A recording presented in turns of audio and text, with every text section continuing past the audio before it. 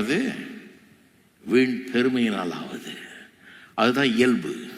எல்லா மனுஷர்களுக்கும் அது இருக்குது. நீ என்ன சொல்றது, நான் என்ன கேட்கறது? நீ சொன்னா நான் செஞ்சிடணுமா? எல்லாருக்குள்ளேயும் அது இருக்குது. அது என்ன கீழ்ப்படி இருக்கு? அதெல்லாம் கீழ்ப்படி எல்லாம் முடியாது. நான் என்ன நினைக்கிறேனோ அதான் செய்வேன். நான் எப்போவுமே நான் நினைக்கிறதான் செய்வேன். இதுதான் மனுஷனுடையது. அது கிறிஸ்தவ வாழ்க்கை அல்லன்றார். எப்படி இருக்கணுன்றாரு? தாழ்மையினாலே, மனத்தாழ்மையினாலே ஒருவர் தங்களிலும் மேன்மையானவர்களாக எண்ண கடவீர்கள். அதுக்கு அர்த்தம் என்ன? மற்றவங்களெல்லாம் நம்மளை காட்டிலும் சிறந்தவர்கள் அப்படின்னு என்னென்ன அர்த்தமா? கிடையாது. அது நான்சென்ஸ். மற்றவர்கள்லாம் நம்மளை விட மேன்மையானவர்கள், நம்மளை விட உயர்ந்தவர்கள், சிறந்தவர்கள் அப்படின்னு என்ன சொல்லலை. நம்ம எல்லாரும் நம்ம தான் ரொம்ப தாழ்ந்தவங்க, அவங்கெல்லாம் ஒன்றும் இல்லை. அப்படி சொல்லலை. என்ன சொல்லியிருக்குது?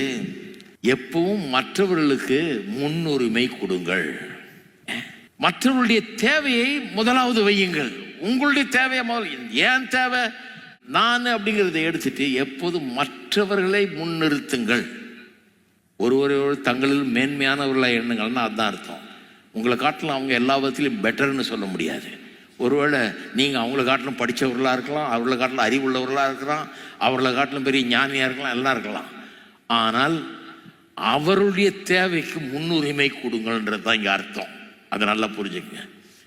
வேதம் நான்சென்ஸை போதிக்கிறது கிடையாது. வேதம் என்ன சொல்லுது?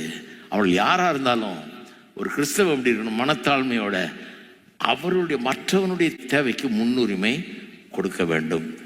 ரோமர் 15ஆம் அதிகாரத்துக்கு போங்க, 1-3.